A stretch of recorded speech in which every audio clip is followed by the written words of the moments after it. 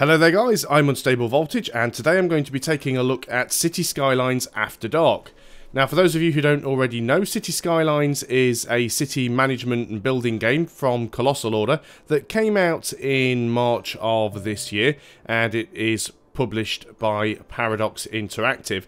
And After Dark is their first paid DLC expansion, which is due out on the 24th of September 2015, which is today. Please bear in mind that what I am playing here is a press release copy, which means that it is not necessarily the latest build of the game, so any issues and bugs that might be present in the version that I'm playing now may very well be fixed by the actual launch. So, what exactly do you get in the After Dark expansion DLC, and is it worth the money? Well, like a lot of games that come through Paradox as a publisher, it's a DLC of two parts. First of all, you have the paid DLC, the extra stuff that you're buying when you purchase the expansion. And secondly, there's a free patch that also adds some functionality to the base game, regardless of whether or not you actually go and buy the DLC.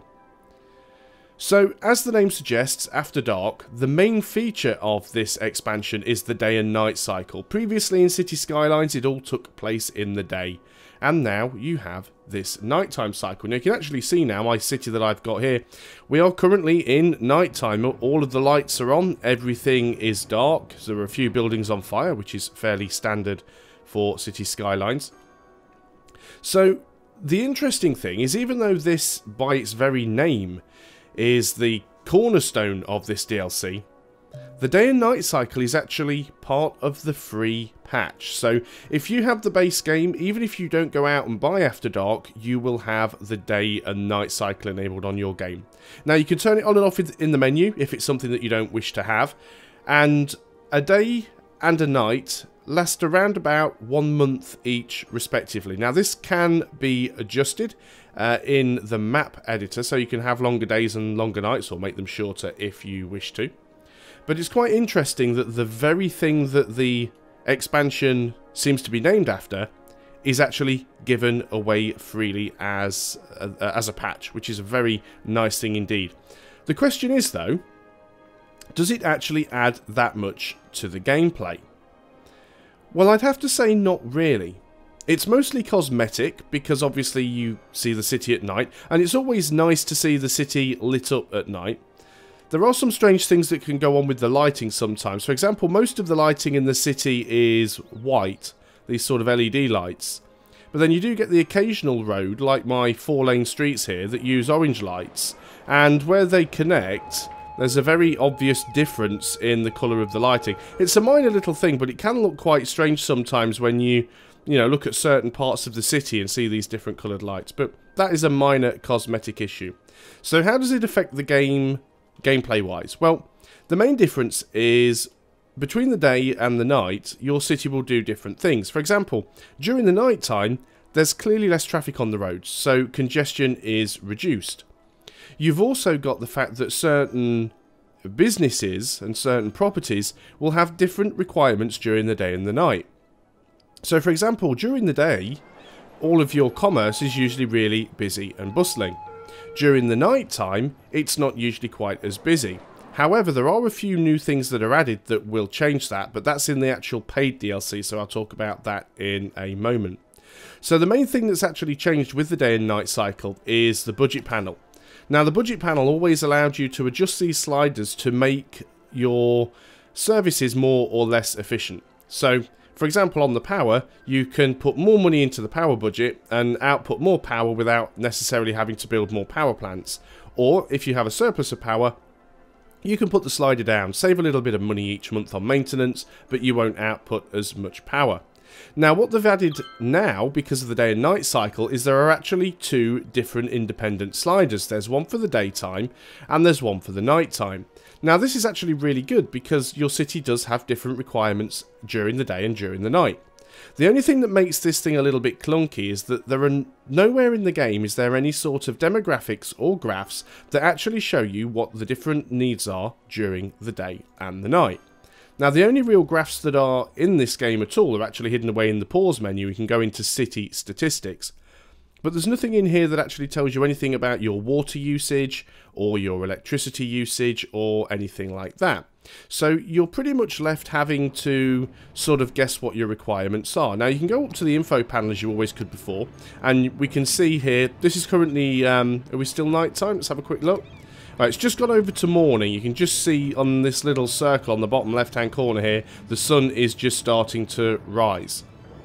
Now, it was lucky that I just happened to be logged into this and I could see this drop. So during the night time, we actually had a surplus of power. Now that it is daytime, we've dropped almost to the yellow. So what that's telling me here is that I'm not using as much power during the night, and I could probably afford to drop this down a little bit. But during the daytime, I'm using more power, and I should probably increase that slightly. The issue is, because a day and night cycle is so long, there's a lot that can change in between one day and one night. For example, you might have a sudden boom in population, you might have part of your city burn down, and therefore you might have a sudden drop in population, you might build an entire new borough. So there are lots of things that can actually change how much of your services are required during the day and night, and it would be really nice to see some kind of graph so that I can keep track on what the difference is between nighttime requirements and daytime requirements. But apart from that, that's really the only thing that the day and night cycle adds. It's a cosmetic upgrade, and it adds a little bit of a mini game with the budget sliders. These have always been here, except it's just a little bit more involved now because you have one for day and one for night. It would be nice, however, if there was some sort of ability to lock the two sliders together so you could drag them around without having to do them independently if you wanted to. So that's the main thing that has been added in the free patch. Now, there are a couple of other things that have been patched in. First of all, Shoreline now has increased land value. There are 70 new building types for the zone buildings. So whenever you zone an area for buildings to appear, there are going to be new buildings that you will see now. There's over 70 that have been added. There are also a selection of new ploppables. Ploppables are basically things like the parks and trees and stuff like that, which you can put down to make your city a little bit more beautiful, and also to increase the land value and make the local residents more happy. They've also slightly reworked the crime system. One thing they've added now is if we can go and find a police station, and we've got one over here. So if we look at a police station now, you'll actually see that a police station has criminals in holding cells. So what this basically is now is that the police will actually arrest criminals and put them in cells, but they have a very limited capacity for the criminals they can hold. One other thing that has now changed is at the district level, if I can find one of my districts, at the district level, you can now actually go in and change the style of the buildings between the default and European. So previously, when the game first came out, there was only the default building style, and then in its major free update that it had a little while ago, they added the European type buildings. Now, those European buildings were only available on the new maps that they added, and it's worth mentioning that there are no new maps this time around in After Dark. But what you now have the ability to do is on any map, providing you enable it in the options, you can go in, click on one of your districts, and you can actually change between the default and European. It won't change the style of any buildings that already exist, but if buildings get destroyed or burned down or demolished, when they rebuild, they will be the new style.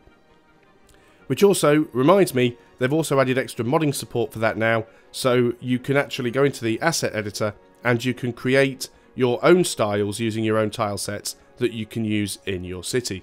So that's all of the free stuff that's been added. So what exactly do you get in the paid DLC?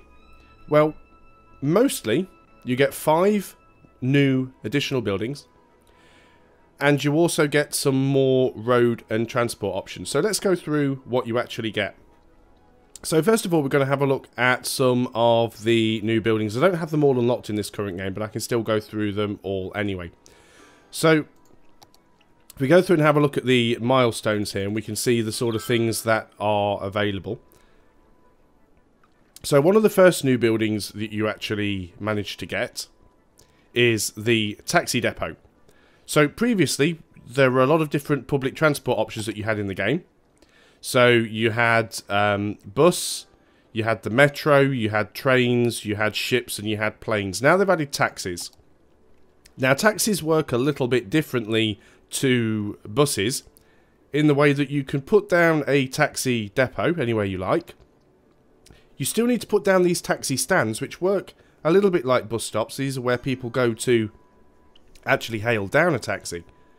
But the difference is taxis don't have set routes. You can see all of these coloured lines on the map. These different coloured lines are my bus routes. But taxis don't have routes. So that is one of the new options, and obviously the taxi depot is one of the new buildings. One small feature that I did forget to mention, which is actually part of the free expansion, is that what you can actually now do with transport routes, if we go ahead here and click on a bus and modify the line, you can actually set a transport route to be active in the daytime only, at night time only, or you can have them running through the day and through the night. So there are definitely some different options you can choose now for your transport. So that's the taxi depot, and while we're still on transport, we also have a new building under the buses tab, which is the bus station. Now the bus station works just the same way that the bus depot does, except that it has a larger capacity, and it also acts as a hub to allow passengers to change between different bus routes. So there's two of the new buildings that have been added. Now while we're still on transport, just before I start talking about the other three buildings that they've put in, two new additions with the paid DLC is, first of all, you have Cyclists now, and I probably won't be able to find one. In fact, there's one right there on the pavement. So cyclists will actually use the pavements to get around, and there are some new policies that can be enacted to try and encourage people to use cycles as opposed to using their cars. But that's also led to the addition of some new types of road. So you'll notice we have some 4-lane roads with bus lanes. We have some 6-lane roads with bus lanes. There are also some road types with cycle lanes as well. I can't see them at the moment. So we've got roads with bus lanes, we've got roads with cycle lanes, and under here as well, we actually have bicycle paths that you can build. So in addition to these new transport options, there are 3 more buildings that have been added in the paid DLC. First of all, one of the buildings that has been added is the prison. So I've already mentioned how the new crime system means that the police now actually have to worry about criminals. They actually capture criminals and detain them. Well, the police station doesn't have an awful lot of capacity to hold criminals. As you can see, a police station can only hold 10. And the police headquarters, I don't think can hold any at all. Oh, that's the patrol. The patrol car capacity. There is a limit to how many they can hold, and we can look at them here. So the police headquarters can hold 60 criminals, and the police station can only hold 20 criminals. They just have holding cells. But if you actually build a prison, the prison can hold a lot more. Now, the prison has prison vans, not police cars. Prison vans are just used for collecting prisoners from the police stations and taking them to the prison.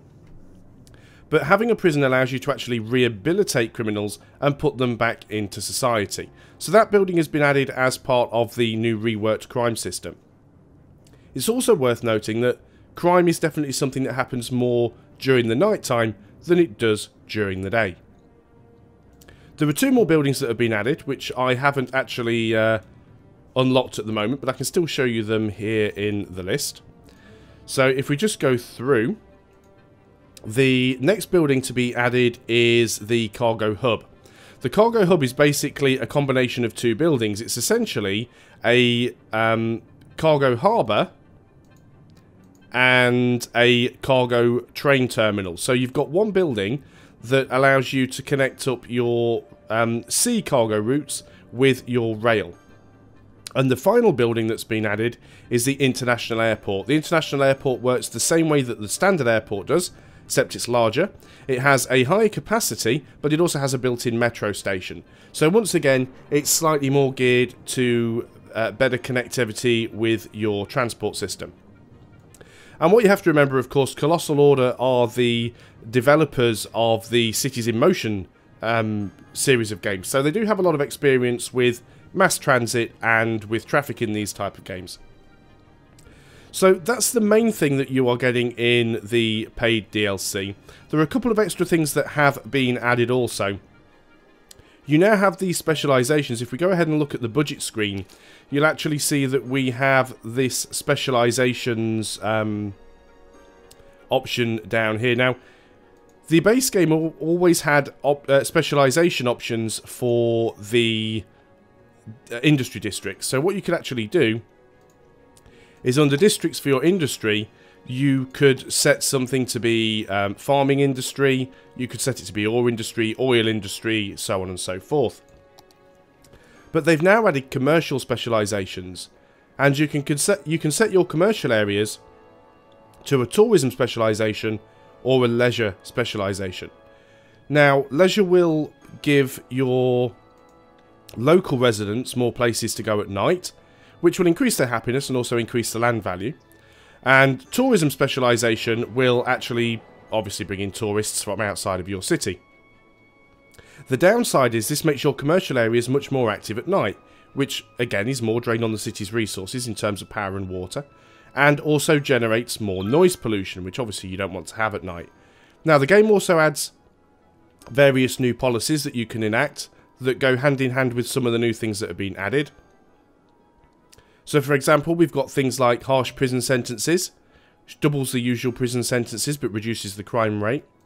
Also things such as encourage biking and banning the bikes on sidewalks.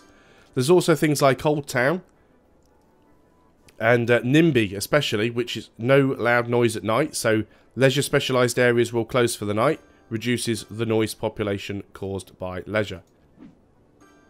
So that pretty much sums up everything that's been added in this expansion, both the free stuff and the paid stuff. The question is it worth the asking price? Now, currently, from what I've been able to find, the retail price for the After Dark expansion on Steam, at least, is $14.99, so $15, 14 euros. I haven't seen the price in British pounds. I'm guessing possibly around 11 or 12. But like I said, the main day and night cycle you actually get for free, even though that doesn't really seem to add that much in terms of gameplay. In my personal opinion, adding a few new road types and 5 new buildings doesn't really make that much of a difference in terms of what you're actually going to be able to do in the game. Now, if you're the sort of person that really enjoys Cities Skylines, and it is a fantastic game, if you already play Cities Skylines and you've put a lot of time into it, it will certainly freshen the game up for you a little bit. It will add some new stuff, it will add some variation and some things for you to do. However, if you're the sort of person that has already played Cities Skylines and you've kind of done with it, you've sort of feel that you've seen everything it has to offer, I'm not necessarily sure that paying $15 for a small handful of extra buildings and some extra road types is really going to bring you back into the game. I don't think it adds enough to actually significantly change the base gameplay or add any new challenge, really.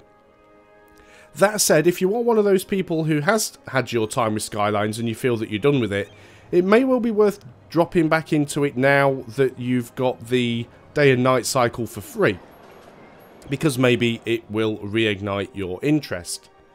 So I'd have to say that the game still remains an absolutely fantastic game, and for those people that love playing it, adding some extra buildings and some extra roads might be just enough to spice it up a little bit for you and keep you playing a little bit longer.